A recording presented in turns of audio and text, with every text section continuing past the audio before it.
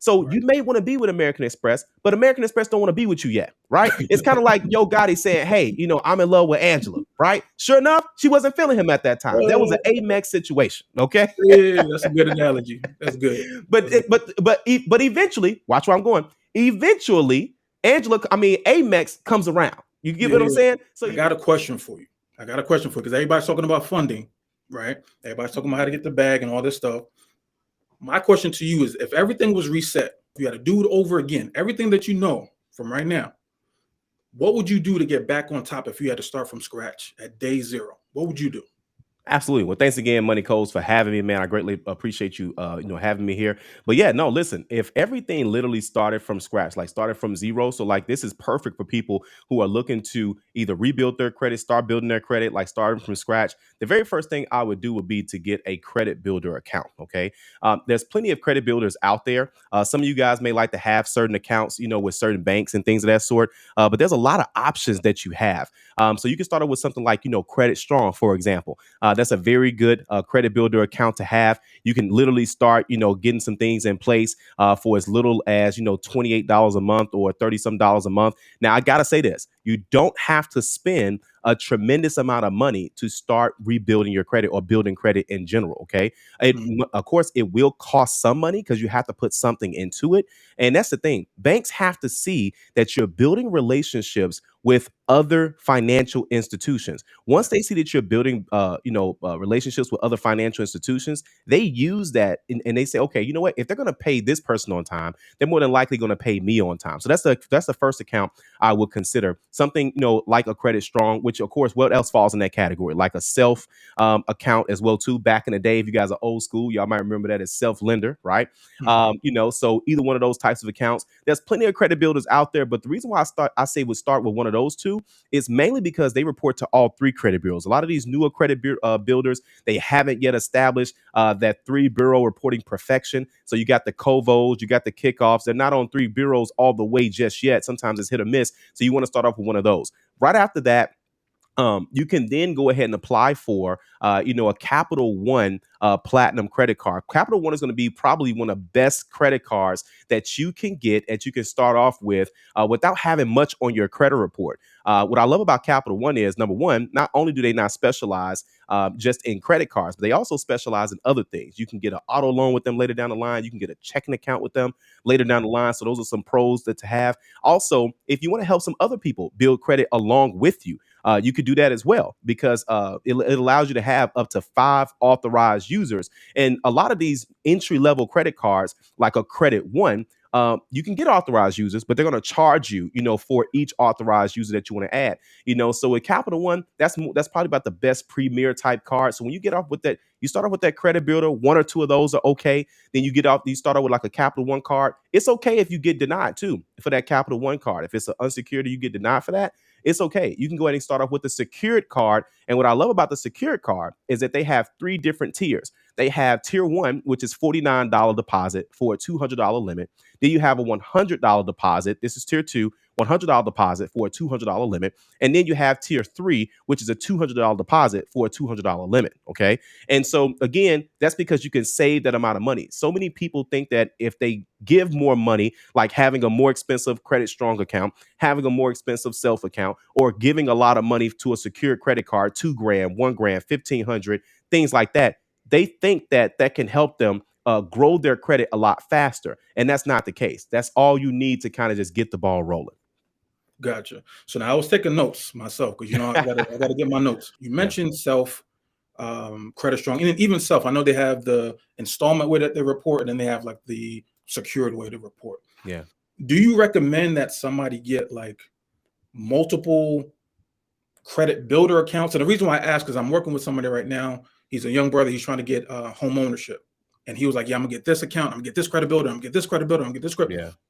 He was under the mindset of like, let me just get every credit builder that I've seen an advertisement for, and I'm good.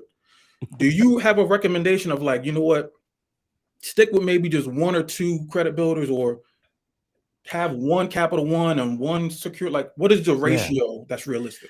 Yeah, I always tell people, like, when you're starting out, like especially from scratch, you want to just get the accounts that you need. a lot of opportunities are going to come your way, especially later down the line. Like as you start getting in the high sixes, Mhm. low sevens, a lot of opportunities are going to come. I'm saying that to say you only need a handful of accounts. So I would say Mhm. about 1 to 2 credit builders are great. If you're an authorized user on someone else's account, make sure that it's somebody that you have the relationship with where you can say, well, if they're spending too much on that car, you can say, hey, you need to bring that balance down, right? If you don't have that type of relationship with them, then you don't need to be an authorized user on that account. You got to Okay. have some sort of, I won't say control, but some sort of say so, where they'll at least take your advice. But if it's the type of person where you don't know them or whatever, then it's like, okay, then you're honestly taking a risk. And some of those cards only allow the account holder to remove you. So that's something else to keep in mind as well. So I say that to say you always want to have it where you're in 100% control, preferably. And that's where you can get that credit builder. Just so we're clear, guys, no one gets denied for a credit builder account.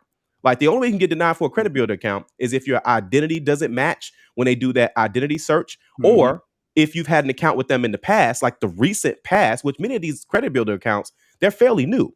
So if you had an account with them and then you did the account bogus, right? You had it, you didn't pay it, and it closed out negatively on your credit report.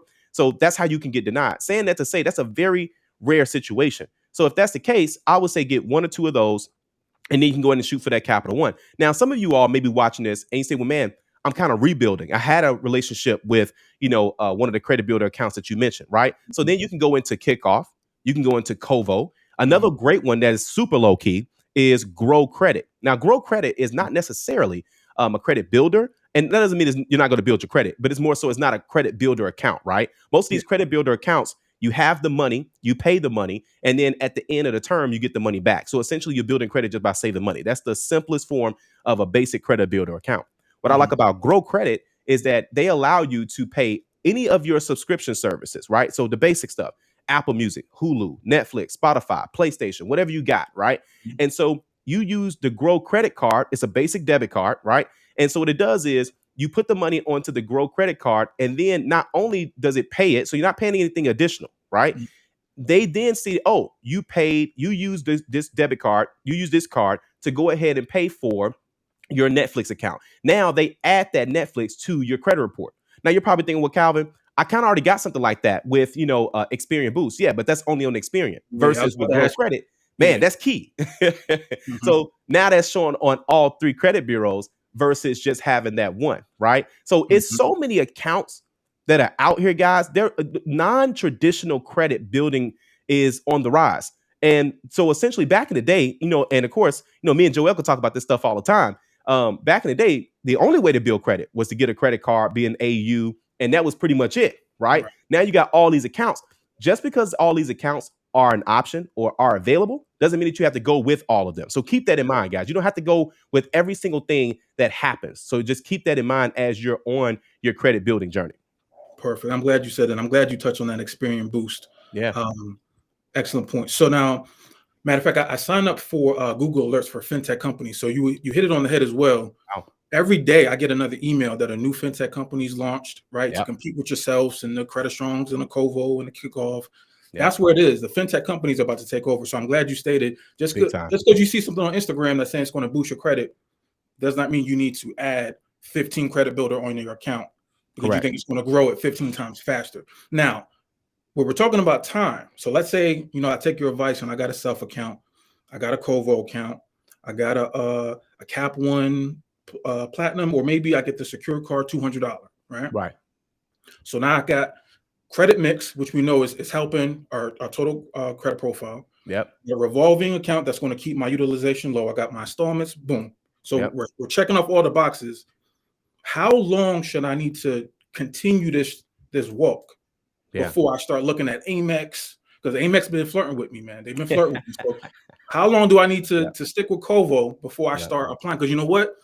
A lot of people say, man, I don't want to get hard inquiries, man. I Yeah. want to apply and then I get Yeah. turned down. I get discouraged and I try to Yeah. get this credit card app. Man, they said no to me. Man, this credit card is BS, man. Right. If somebody's taking these steps, what would be a realistic way that you can just be like, you know what, don't rush, but take these many months, nurture these, and then you can go to look at some of these other accounts. What would be the time frame, a realistic time frame Yeah. somebody's building? Yeah. So typically what I see, especially with my clients, And I also teach this, like, in a lot of the stuff, like in just my videos, just in general. And a lot of stuff that I always tell people is just get people that want to do business with you, financial companies that want to do business with you, lenders, banks, things of that sort. They'll typically, like, do basic things. They'll send you an email. They'll send you something in the mail. We've also seen what we call the shopping cart trick, when you're about to pay for something and they're like, hey, you could pay regular for this, or you can apply for this credit card. They're not just shooting the breeze with you. They've already done a soft pull, right? It's called a pre-screen. So there's a lot of these old little credit terms. Let me explain what this means, because this is going to be huge on your journey, okay? Pre-screening simply means that they already have seen your credit score, but there are things that they have not seen. They can't see your income. They can't see how long you've been at your address. Some of this stuff they're not even interested in. But again, they can see basic things on your credit report. This is called a pre-screen.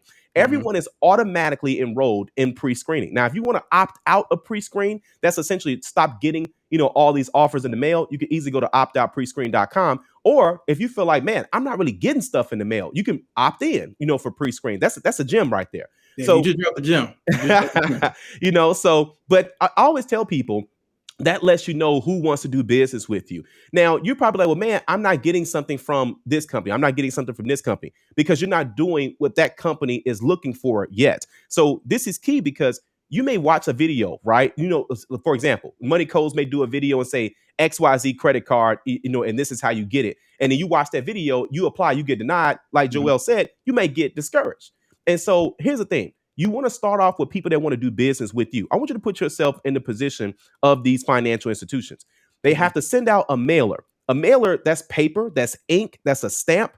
Would you, as a business owner, would you send that to someone who's unqualified? Not at all. You would send that to someone who has a good opportunity of being qualified. Okay. So you may want to be with American Express, but American Express don't want to be with you yet. Right. It's kind of like Yo Gotti saying, hey, I'm in love with Angela. Right. Sure enough, she wasn't feeling him at that time. That was an Amex situation. Okay. Yeah, that's a good analogy. That's good. But eventually, watch where I'm going. Eventually, Amex comes around. You get what I'm saying? So eventually they say, you know what? Okay, now this person, now I want this person, right? And so that's what happens. But everybody wants to build these relationships with these larger banks. So it's not just credit score. They want to see how long can you be consistent. Consistency is the key. You can't just pay a couple people on time and then just assume that things are going to go a certain way. You got to give it a little bit of time, okay? And so once Discover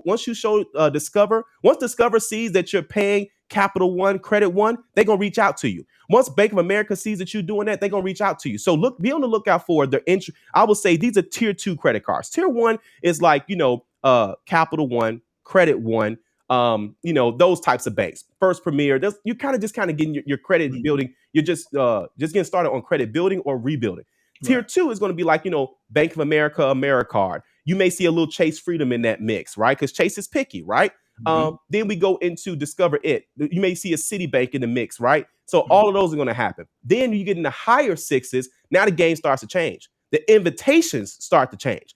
You get envelopes that you can open, not just some regular, little snail mail. Now you get some envelopes. It looks like a wedding invitation. Yeah. They really want your business because they're spending more money to get your attention. So I say start with the people that say, hey, listen, I want to do business with you. I want to work with you first, right? And so that's how you kind of want to get it started. Then you start watching more of Money Code's videos where he talks about credit card gardening, right? Y'all missing out on those gems big time on that video. And it says, start here, but then this is how you get the attention of those other companies. So to answer the question in a shorter format, it's not necessarily time frame. It's more so just activity, right? You can't be maxing out your credit cards. Don't get me wrong. If you guys got to use the credit cards, you got to use them. But if your goal is to get to another credit card, they have to see that you're paying your bills on time, that you're letting them make a little bit of money off of you by carrying a balance. These types of things. Say, oh, okay, they carrying a balance. They letting this bank make a little bit of money off of them. They paying them on time. We like that. Let's go ahead and reach out to them. They keeping their score where it needs to be. Let's go ahead and reach out to them. They got a good mix. Let's see if we can get in the mix too. Credit card companies, they want to get in the mix with you guys. They want to. That's a huge revenue stream for them. So if I could put a time frame on it, I would say probably about 6 months. And about, if you start from scratch, in about 6 months, if you do it right, you most definitely could get the attention of at least Discover, Citibank, even American Express. American Express, Blue Cash every day, or even the Green Card. They start talking to you when you around 650, 660, 670. So you built that relationship up, and they're gonna say, you know what, we got other cards for you as well. Man, you killed that. You killed that. I'm giving you bonus points for the Yo Gotti, Angela Simmons. Oh man, analogy. I'm giving you bonus points for that. And I'll say this to end it, y'all. Everything he's saying about the bureaus sending you out those letters, because I've seen the difference between the little cheapy First Premier letters big and difference. the Amex ones. The stock, you could feel the quality of these invites. Yeah. But I'll say this to end it. The bureaus, everything that you're doing with the relationships, so like how you said, the Capital One, the Self, everything you're doing, COVA, all that reporting, once it gets reported to the bureaus, you got to understand the bureaus sell that information to the banks. But when you're trying to figure out, like, dang, I got my credit right, how did Discover send me this little mailer real quick? I don't got a Discover account.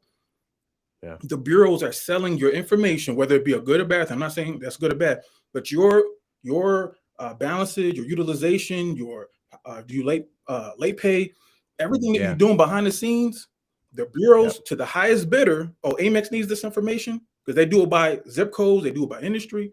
So the stuff that you're doing behind the scenes, you think nobody's paying attention to, Amex is going to be hip to it. And if you're doing the right things, Amex is going to invite you to them party. Chase is going to invite you to them party. You're going to start getting those invites. So that was it. So guys, that was the video. I don't want to make it too long. This was a lot of gems you just dropped. A lot of gems. So what I'm going to do, as I do the editing, I'm going to put the opt-out pre-screen. He slid that in there smooth. That was another gem. Trust me, y'all. I'm writing these down for a reason. Yeah. Everything that he was saying, I'm going to put on the screen. You know how I do, so you guys can see what he's talking about, right?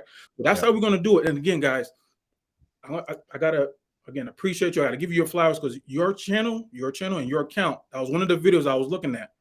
Before I got on the scene, I was like, hold on, how's everybody doing this thing? So I got to give you your flowers. So everybody, if you haven't already, appreciate that, Club, anytime you see that polo and you see that 850, hit the bell, hit the like, comment, subscribe to my boy, guys. I'm going to catch you guys in the next video, all right? All right, see you guys. All right.